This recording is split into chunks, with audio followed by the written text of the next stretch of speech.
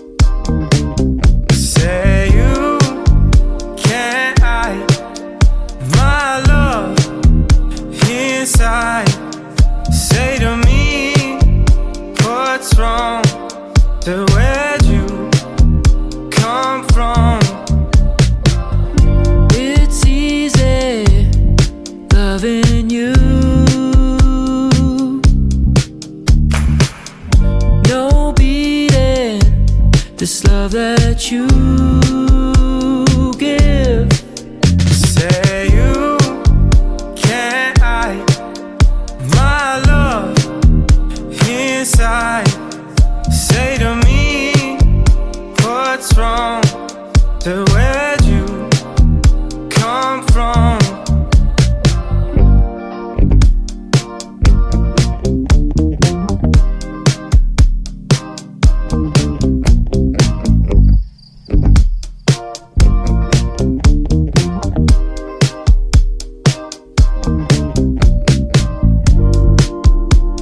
Try to play it cool, baby, 'cause I know you want me to, baby.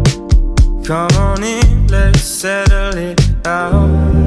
Come on and sit right down. Say you can't hide my love inside. Say to me, what's wrong? To where'd you come from?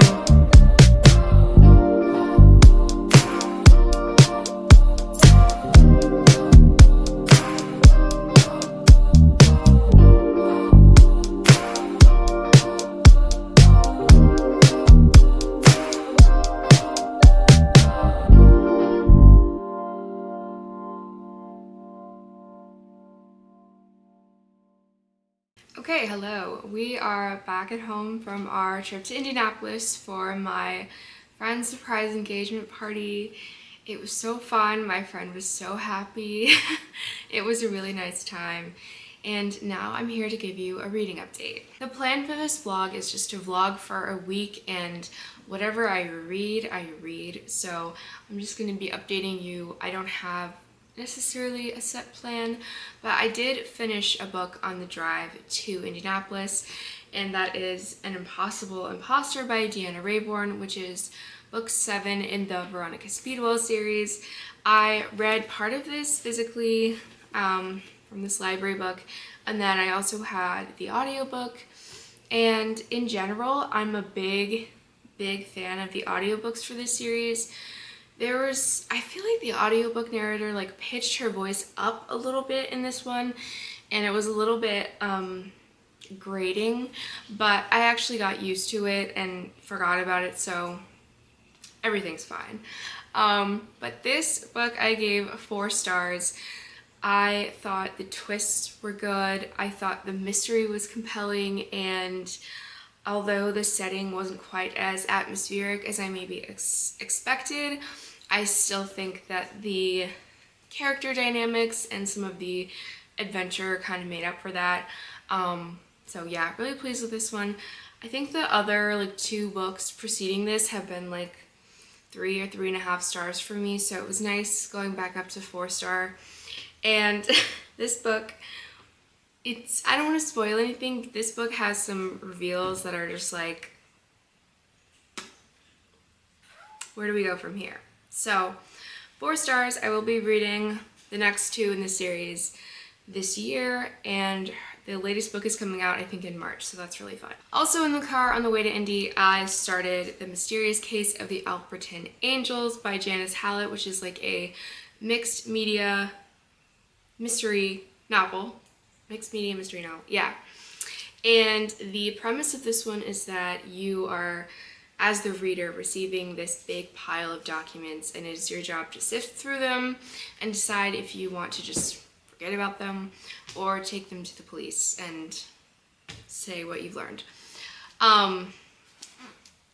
Essentially, we are following, I think our main character is a true crime writer. Like, she writes about true crime. And there's this cult called the Alperton Angels in England that is kind of infamous, and there was kind of what they perceived to be like a mass suicide about 18 years ago, and there was a baby involved in this case, and the baby, survived, but the parents of the baby are like in the cult, so the baby was ostensibly, put into the care system. And this true crime writer is like, I want to write about this case, and I want to find the baby who's now 18, and I want to talk to them, because a lot of information about this baby and about some of the participants in this cult was kept secret from the public because they were minors. And I think this book is kind of going to be commentary on true crime and how exploitative it can be, and like gross in the sense of like not being respectful to the victims. And if that's the case, I'm here for that, because I'm not a fan of true crime, and I think it is oftentimes really gross in its intentions and its focus and what it has to say about people. So yeah, so in The Appeal, which is the other novel I've read from her, pretty much every single thing you were reading was from email correspondence, whereas in this book, you're reading lists and text messages and emails and transcriptions from interviews. So it's a little bit more diverse in the type of medium that you're reading, which is, I think, really nice, because I think it gets a little old reading emails after a while. And then the other book I'm currently reading is A Tempest of Tea. This is a new release. I don't actually know if it's out yet. I have the e-arc because of where I work, and I'm reading this. It's a YA urban fantasy set in like a fictional England, and there's basically this tea room that is also a front for bloodletting for vampires. There are vampires in this world, and this tea room is kind of a place for them to get blood humanely and ethically. And our main character, Arthi, is a victim of basically colonization. She seems to have lost a lot and gone through a lot of pain and suffering because of colonization. And so she's kind of out for revenge. And a lot of this book is going to be a heist story. So we're kind of like gathering different characters to help us go on this heist. And so far, I'm a little bit bored. Just a little. I'm not sure if it's because of how I've been reading this book. I've just been like reading it on my Kindle mostly at night in short chunks, so I don't think that's helping my reading experience. I'm about 27% in, so I think I'm gonna really try to focus on that book throughout this week and see if me reading it with like my full focus on reading that book will help me like it a bit more. But so far, I'm not sure that YA fantasy is necessarily the genre that I should be picking up a lot of, but this premise just sounded so cool. I'll update you later. Okay, so I have this cookbook called Half-Baked Harvest. It's a really popular cookbook, and I'm on my own for dinner tonight, so I think I'm going to choose a recipe from here that my husband wouldn't like, and then I'm going to go to Trader Joe's and get the ingredients for it because there's a lot of food that my husband doesn't really like that I love. So I'm excited to pick a new recipe.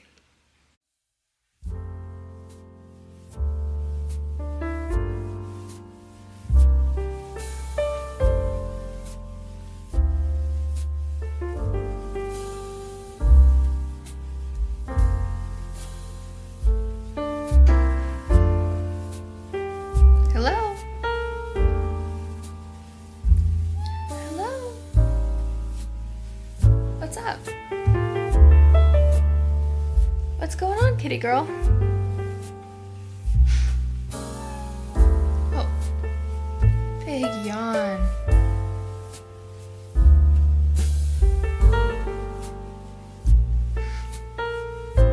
You are literally so cute, man. You are so cute.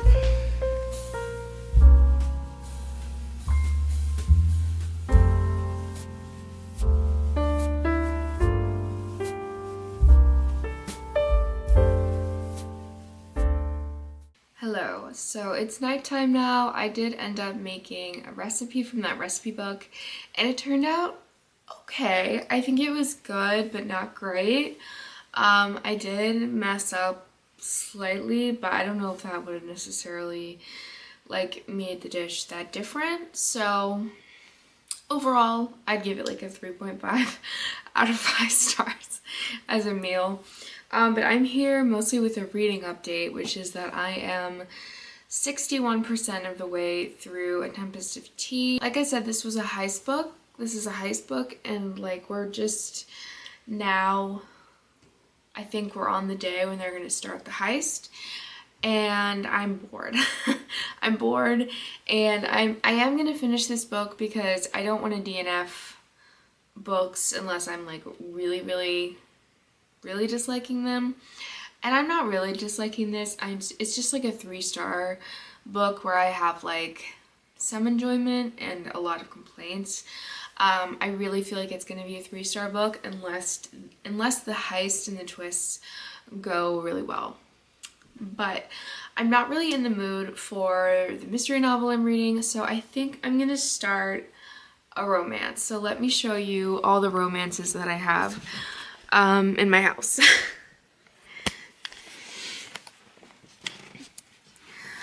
So this is Before I Let Go by Kennedy Ryan, and I'm pretty sure that this is the book that I'm actually going to choose because it's one of very few romances that I actually own physically.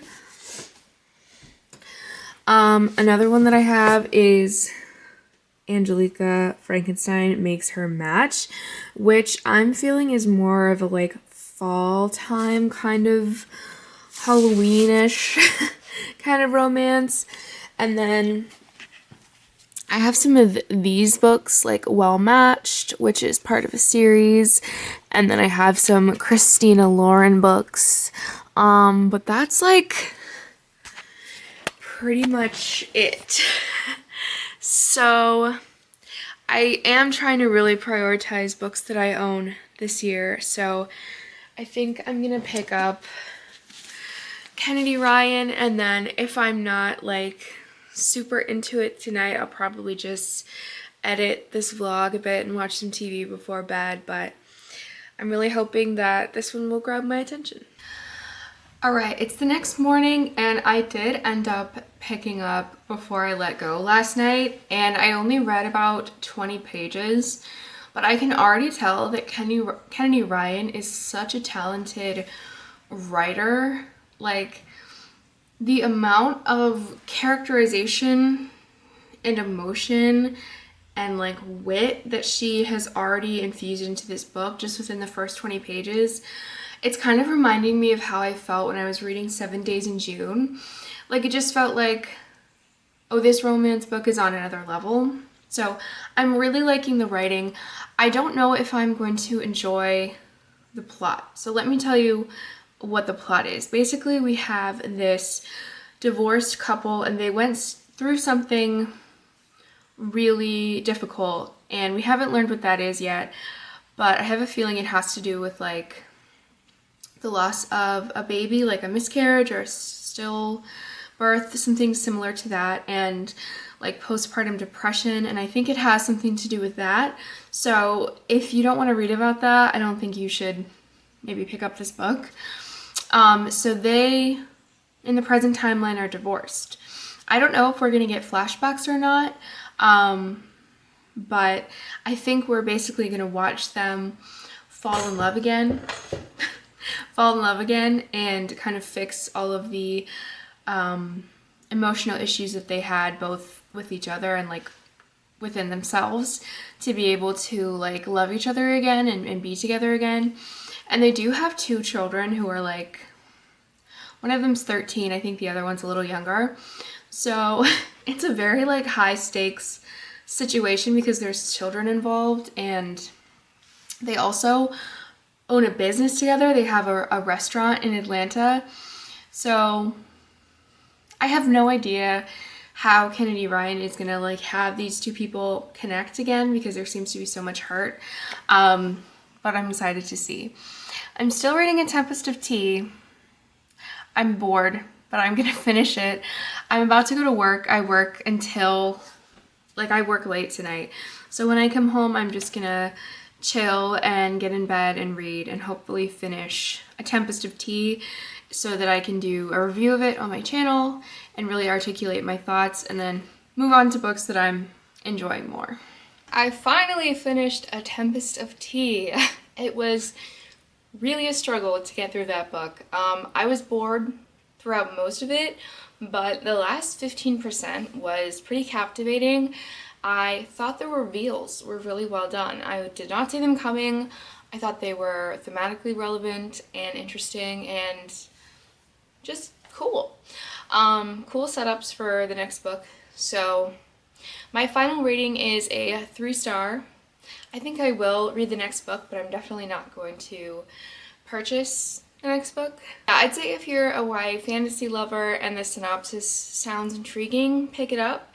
If you're someone who prefers adult fantasy, or you're not really much of a fantasy reader, especially if you really love adult fantasy and you only occasionally pick up a YA, I would not choose this one. Yeah. So I'm glad to have read it. I'm doing a standalone review for my channel, so if you want more in-depth thoughts, that will be coming probably before this vlog comes out. So right now I'm not going to read right now because I have other things to do, but I'm so excited to keep reading before I let go because it's so good.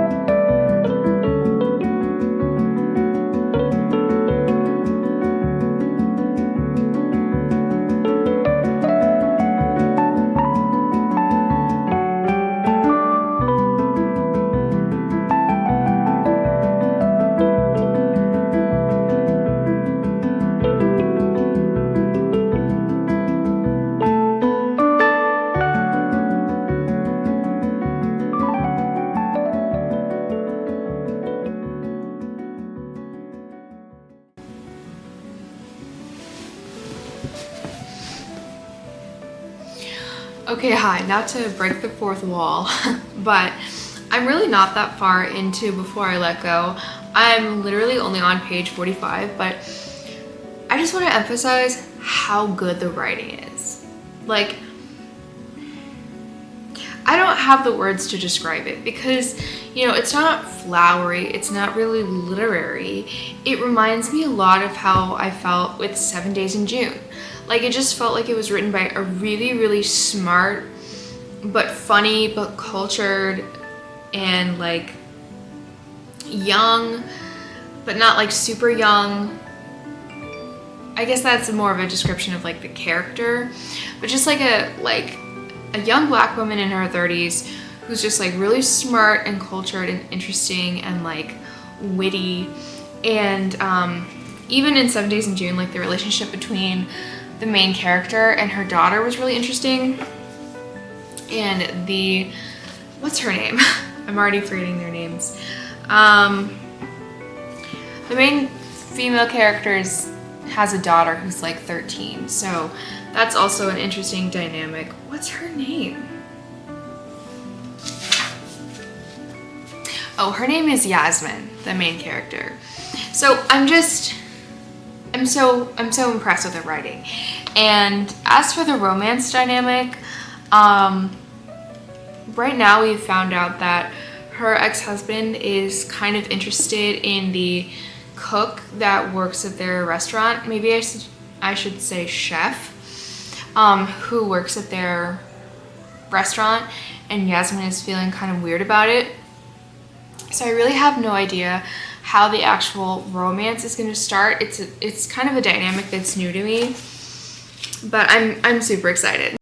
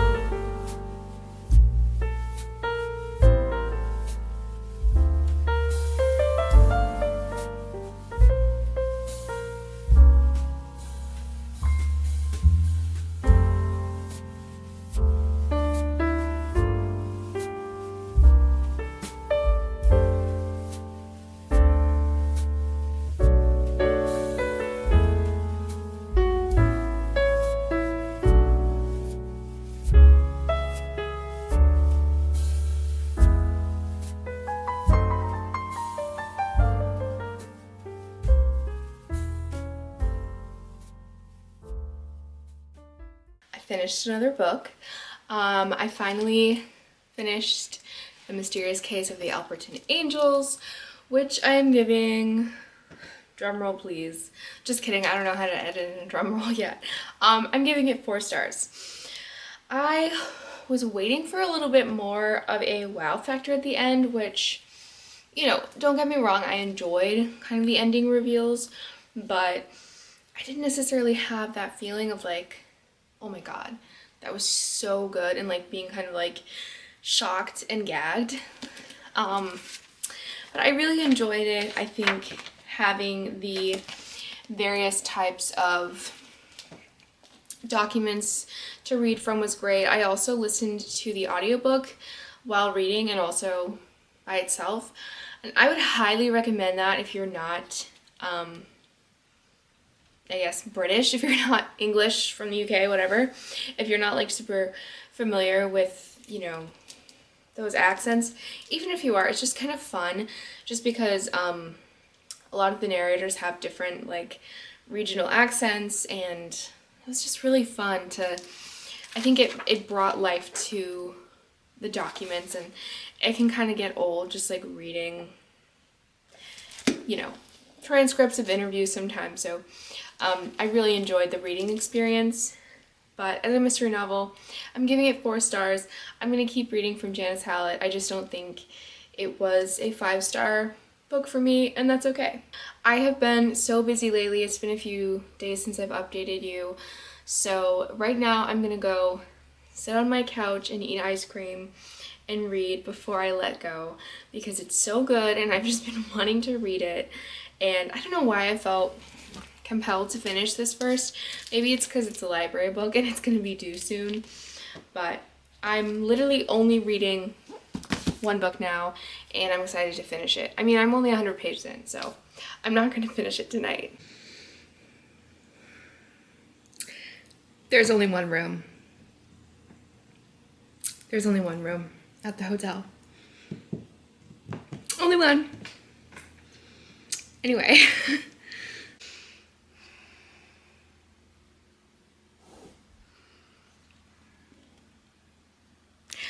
finished it.